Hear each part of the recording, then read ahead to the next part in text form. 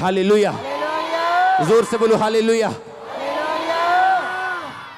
आप तैयार हो मसीह में चलने के लिए, जयवंत लोगों की तरह चलने के लिए? अपने हाथों को उठाओ। Thank you Jesus. इस वचन के लिए प्रार्थना करो, आपके जीवन में फल लेके आए। परीक्षाओं के दिनों में वफादार रहने का फल, बिना नशे बिना व्यभिचार के चलने का फल आपको मिले। अपने हाथों को उठाओ।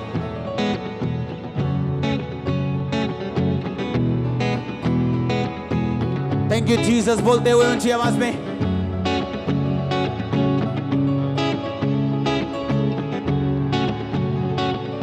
प्रभु यीशु मसीह के सामर्थ्य नाम में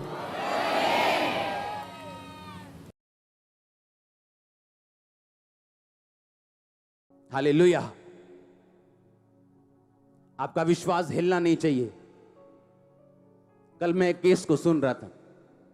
उसने कहा जब मैं मसीह में आई दो साल से, और 2 साल से मैं बाइबल पढ़नी जब शुरू की, मुझको डिप्रेशन के अटैक होने शुरू हो गए। और मेरी फैमिली कहती जब से तूने बाइबल पढ़ी तब से तू पागल हो गई। और मेरे को अपना केस याद आया कि जिस प्रॉब्लम की वजह से मैं मसीह में गया था, और जब पहली प्रार्थना मुझ पे हुई थी, मेरे को समझ आ गया था कि मेरा इलाज सिर्फ प्रभु यीशु मसीह कर सकते हैं, क्योंकि पहली प्रार्थना ने मुझे हिला दिया था। सुनो ध्यान से, लेकिन हल नहीं किया था, सिर्फ हिलाया था, सिर्फ दिखाया था कि मैं कुछ कर सकता हूं। उसके बाद जब मैंने बाइबल पढ़नी शुरू की, और मैं जुआ खेलता था चर्च में आके भी, और जब मैं एक दिन जुआ खेल रहा था तो उस बंदे से मेरी लड़ाई हो गई। तब मुझे शायद 1-2 महीने हुए थे प्रभु में आए, और जब लड़ाई हुई तो मुझे ठोकर लगी अपने दोस्तों से, और मैं चर्च जाना शुरू कर दिया। और जब चर्च जाना शुरू हुआ तो मुझे ज्यादा डिप्रेशन और ज्यादा मेंटली अपसेट के अटैक होने शुरू हो गए। मैं कंफ्यूज हो गया। मैंने कहा चर्च में आने के बाद जब प्रार्थना मेरे पे पहली हुई थी तो मेरा तो हल होना शुरू हो गया था, अब क्या हुआ मेरे में? हाँ, अब तो मेरे अटैक डबल हो गए, मेरी प्रॉब्लम डबल हो गई। ऐसा नहीं होना चाहिए था। कितने मेरी बात समझ रहे हैं? आप समझ रहे कि नहीं? मेरी प्रॉब्लम डबल हुई, मैं सुसाइड करने तक पहुंच गया था मसीह में आने के बाद फिर भी। और शैतान मुझे कंफ्यूज इतना करता था जितना आपने सोचा भी नहीं। इतना टॉर्चर किया उसने जितना आप इमेजिन भी नहीं कर सकते हो। और उस चीज ने मुझे रोजे रखने के लिए मजबूर किया, पवित्रताई पे चलने के लिए मजबूर किया, फास्टिंग करने के लिए मजबूर, प्रेयर करने के लिए, बाइबल रीडिंग करने के लिए। ऑयल, अनॉइंटिंग ऑयल लगा के माथे पे, सिर पे 6-6 घंटे में बाइबल पढ़ता था। 3 दिन 4 दिन में नया नियम खत्म करता था। और उसके बाद परमेश्वर ने मुझे फ्री किया उस डिप्रेशन से, जब 6वीं बार मैंने 40 रोजे रखे हुए। हालेलुया। उसने तब नहीं सुनी जब मैंने कहा, उसने तब सुनी जब वो टाइम निकल गया, वो परीक्षा का टाइम खत्म हो गया। जब वो टाइम जिसका मकसद परमेश्वर का मुझे तैयार करना था, जब वो टाइम खत्म हो गया, परीक्षा खत्म हो गई। अगर आज, मैं गारंटी देता हूं, अगर आज खुदावंद हमको फाइनेंशियली ब्लेस कर दे, आप में से 40% लोग अपनी साल्वेशन खो जाएंगे, इस संसार में खो जाएंगे। अगर आज आप अमीर हो जाओ तो, आज अगर खुदावंद आपको पैसा दे, मैं जानता हूं, मैं प्रभु का दास हूं, मुझे सुनता है खुदावंद क्या कहता है। अगर आज आपका विरोध होना बंद हो जाए, आपकी प्रार्थना का जीवन ठंडा हो जाएगा। अगर आज आपका विरोध होना बंद हो जाए, आपकी प्रेयर लाइफ फिनिश हो जाएगी। वो विरोध आपको जगाए रखता है, वो परीक्षा आपको बनाए रखती। आपकी लाइफ का बेस्ट मसा आपकी लाइफ में तब उतरता है जब आप परीक्षा के दिनों में होते हो। लेकिन परीक्षा कोई भी लेना नहीं चाहता। सब बरकत चाहते हैं, वीजा चाहते हैं, आशीष चाहते हैं, लेकिन परीक्षा कोई नहीं चाहता। परीक्षा पापा जी आप ले लो, आशीष हमें दे दो, तो प्रमोशन भी मैं ले लूंगा, तुम बैठे रहना। हाँ, परमेश्वर ने कहा यूहन्ना बपतिस्मा दाता जवानी तक जंगलों में रहा, बिना व्हाट्सएप के। हाँ, तब का व्हाट्सएप कुछ भी होता होगा। बिना दाखरस के, बिना पार्टी अटेंड किए, बिना फंक्शन अटेंड किए, बिना क्रिकेट खेले, बिना बेसबॉल फुटबॉल खेले, बिना घूमे फिरे, ऊंट का चमड़े का वस्त्र पहन पहन के जंगलों में रहता था। घर आने का भी टाइम नहीं था, खुदावंद घर भी नहीं आने देता था। जंगलों में रह के फलियां खाता था, शहद खाता था, ऊंट का वस्त्र पहनता था, चमड़े के कपड़े पहनता था। ऐसा क्यों? क्योंकि उसने यीशु मसीह को बपतिस्मा देना था और खुदावंद ने उसको तैयार करने के लिए एक बड़ा मूल्य उसकी जिंदगी से लिया। पर आज के छोकरे लोग चाहते हैं आज मसीह में आए, कल हमने लंगड़े चलाने हैं जी। करो जी दुआ साडे ते हाथ, रखो सिर ते हाथ, अल्लाह फटा। हाँ, एक लड़का आके बोलता है खुदा के दास मुझे डबल मसा चाहिए। कहता खुदावंद तुझे बहुत सारी मुसीबतें दे। कहता नहीं नहीं नहीं मसा चाहिए। कहता कोई बात नहीं काका, लगजू बता मसा किवें आंदा है कि खुदावंद तुझे बहुत सारी मुसीबतें दे, जब तू निकलेगा तू मसे से भरा होगा।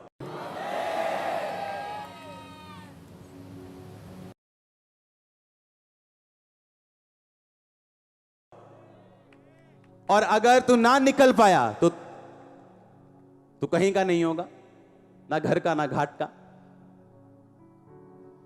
मसीह में आ गए हो तो आपको याद रखना है कि शैतान आपको जानता है। बाइबल कहती जब मूसा निकालने के लिए गया इजराइलियों को, तो उसने कहा अरे इजराइली लोगों, प्रभु ने मुझे पूछा, ये देखो भेजा उसने, ये देखो छड़ी ठा सांप बन गई, ये देखो मेरा हाथ अंदर रखा तो कोड़ी हो गया, वापस रखा तो ठीक हो गया। खुदा ने मुझे भेजा है, ठीक है हम मानने के लिए तैयार हैं। लेकिन जैसे ही मूसा को भेजा गया इनको छुड़ाने के लिए, राजा ने तंग करना डबल शुरू कर दिया लोगों को। उसने कहा अच्छा ईंटें बनाते हो, ठीक है, ईंटों को पक्का करने के लिए पराली डालते थे। पराली, ईंटों को पक्का करने के लिए पराली बीच में डालते थे ताकि ईंटें और पक्की हो जाएं। उनको पराली वो लोग लाके देते थे, कहते अच्छा आज से पराली तुम इकट्ठी करोगे, तुम ही पराली इकट्ठी करोगे, तुम ही ईंटें बनाओगे। अगर एक बंदा रोज 1000 ईंटें बनाता है तो 1000 ही बनाएगा, उसकी ईंटों की गिनती कम नहीं होगी और पराली तुम ढूंढोगे। और लोगों ने कहा मूसा तू हम पर विपत्ति ले आया है, तू हम पर तलवार ले आया है, तू ऐसा काम तूने कर दिया कि राजा ने हमें दुगना तंग करना शुरू कर दी।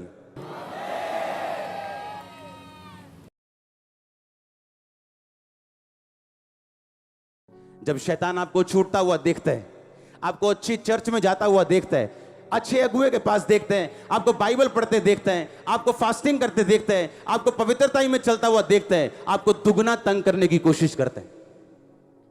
हाँ, आपका हस्बैंड जाग जाता है, असली शैतान जाग जाता है, दारू डबल शुरू होती, चरस डबल शुरू। आपको लगता है ये क्या हो गया, मैं तुम ही चर्च जा रही हूं, ये पूरा कैसे जाग गया शैतान।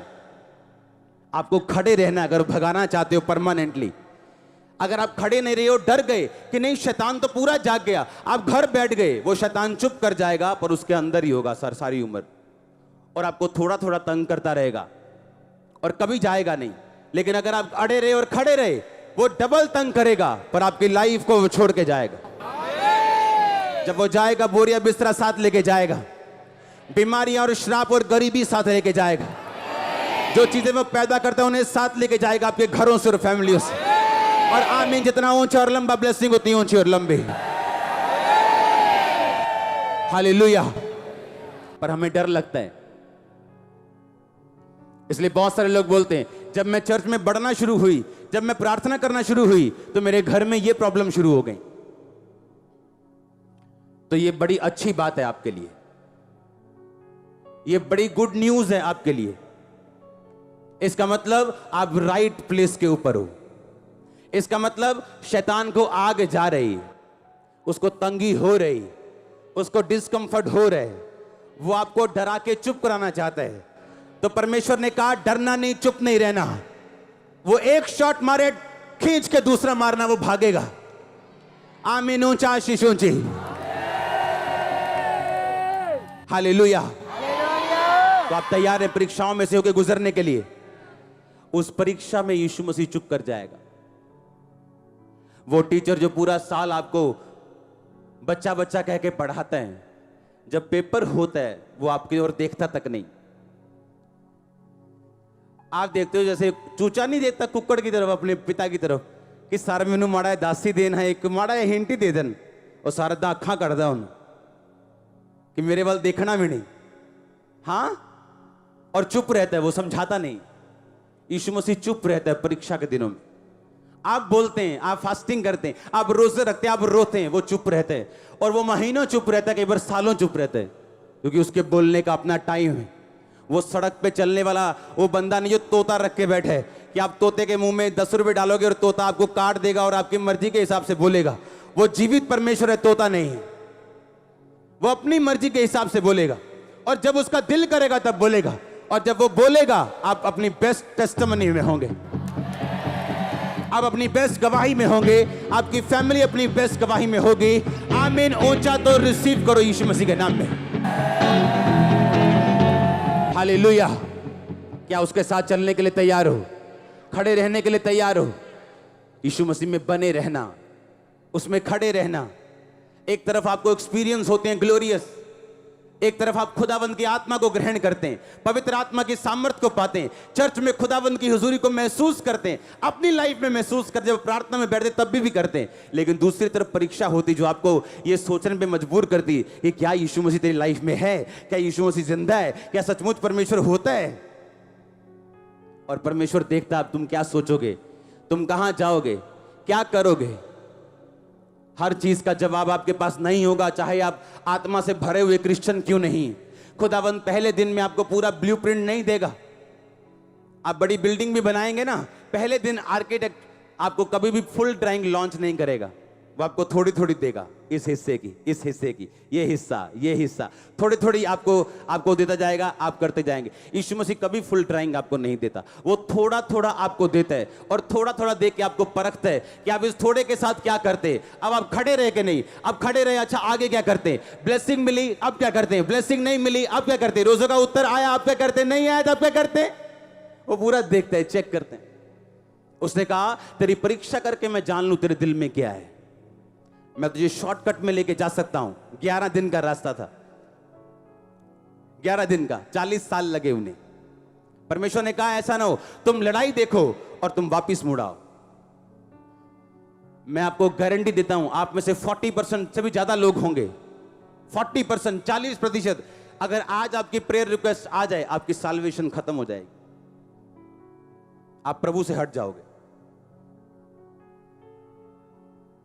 आज मैं सेवा में ना होता, अगर मेरी प्रार्थना का उत्तर दूसरे साल आ चुका होता, मैं भी आपकी तरह बैठा होता और आराम से वचन सुनता और घर जाता और मैच की तैयारी करता, हाँ, देखने की। हालेलुया।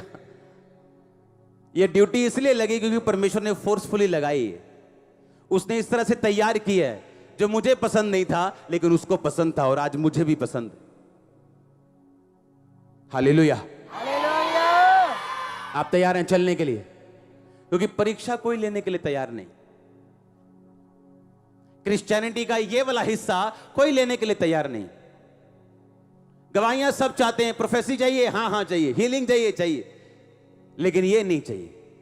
खुदावंद परखे ना मुझे कुछ ना कहे। वो उसने कहा अगर तुम्हें कुछ ना कहूं तो तुम मेरी संतान ही नहीं। फिर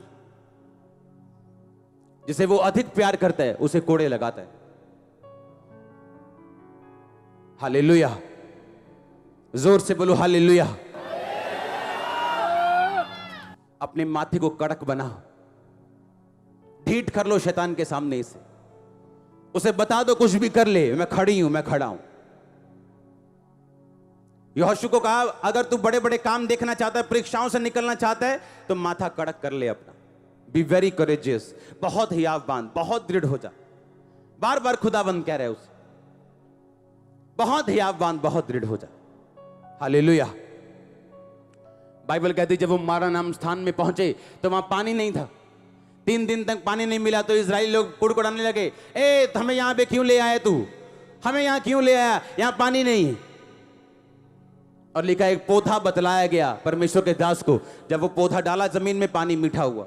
और लिखा थोड़ी देर बाद वो चले अलीम में पहुंचे, और अलीम में उन्हें 12 खजूर के पेड़, और लिखा 10 पता नहीं कितने पेड़ और 12 कुएं थे वहां पानी के। 7 पेड़ 12 कुएं कब मिले? परीक्षा के बाद। कुछ फेल हो गए, कुछ पास हो गए। अपनी लाइफ का बेस्ट देखना चाहते हो, परीक्षाओं से निकलो। जब परमेश्वर परीक्षा करे, खड़े रहो। दिल ना करे, खड़े रहो। मन ना करे तो भी वर्शिप करते रहो। पौलुस और सिलास पागल नहीं थे, इमोशनली मेंटल नहीं थे वो, कि जब उनके बैंतें मारी गई, मारा पीटा गया, बेइज्जती की गई, तो रात को वर्शिप कर रहे थे, आराधना कर रहे थे। मेंटल नहीं थे वो, उन्हें मालूम था और कोई चारा नहीं है हमारे पास। परमेश्वर स्तुतियों में रहता है, स्तुति करेंगे वो आएगा, वो छुड़ाएगा। परमेश्वर ने कुछ नहीं करना, किसने करना है? आपने। जैसा रिस्पांस प्रभु को दोगे, जैसे परीक्षा में रिस्पांस दोगे, वैसा फल लाओगे। कोई 30 गुना, कोई 60 गुना, कोई 100 गुना, कोई फेल होगा। हालेलुया। स्तिफनुस पे पत्थर मारे गए, पत्थर मार मार के स्तिफनुस कहता, हे परमेश्वर मेरी आत्मा को ग्रहण कर, और लिखा मर गया, सो गया। हाँ या ना? सेम जगह के ऊपर, सेम स्थान के ऊपर पौलुस को लाए गए, पौलुस को लाया, सेम पत्थर मारे और उसे मार दिया, और मरा समझ के नगर के बाहर घसीट के ले गए। आप बेवकूफ नहीं हो कि आप बंदे को घसीट रहे हो और 10 बंदे उसके आसपास खड़े और उनको यह भी ना पता वो मर गया कि नहीं। इसका मतलब उसका सिर खुल चुका था, कुछ ऐसे घाव थे जो पता था कि बंदा डेड है, पर उसने अपने मुंह से नहीं कहा, हे परमेश्वर मेरी आत्मा को ग्रहण कर। और जैसे ही वो गए और चेले पौलुस के पास आए, पौलुस उठा और खड़ा हो गया, कहता मैं मरूंगा नहीं, मैं अनटचेबल हूं। स्तिफनुस कहता खुदा मेरी आत्मा को ग्रहण कर, खुदा कहता मैं भी कुछ नहीं कर सकता हूं, दूत ले इसकी आत्मा को राजा ऊपर। पौलुस कहता नहीं, अभी मैं जाने का नहीं हूं, इधर ही रहने का, हां कहीं नहीं जाने का। और उसने चुप रहा, कुछ नहीं बोला, और उसको मरा समझ के छोड़ गए, और वो उठा और खड़ा हो गया, क्योंकि परमेश्वर ने कुछ नहीं करना। आपके मुंह के शब्द मारेंगे आपको और आपको जिलाएंगे। अपने मुंह के शब्दों से दोषी और निर्दोष ठहराए जाओगे, अपने मुंह के शब्दों का फल खाओगे। जो तुम देखते हो उसे बोलना जरूरी नहीं, जो बाइबल कहती है उसे बोलना जरूरी है। आपकी रिपोर्ट कहती है कि आपको कैंसर है, मैं आपको कहता हूं आपको कैंसर नहीं, वो डेविल है और वो जा रहे हैं, और वो आप चंगे हो चुके हैं। आमीन। ऊंचा रिपोर्ट कैंसल है, वो यीशु मसीह के नाम में। हालेलुया, जोर से बोलो हालेलुया। आप तैयार हो मसीह में चलने के लिए, जयवंत लोगों की तरह चलने के लिए? अपने हाथों को उठाओ। Thank you Jesus. इस वचन के लिए प्रार्थना करो, आपके जीवन में फल लेके आए। परीक्षाओं के दिनों में वफादार रहने का फल, बिना नशे बिना व्यभिचार के चलने का फल आपको मिले। अपने हाथों को उठाओ।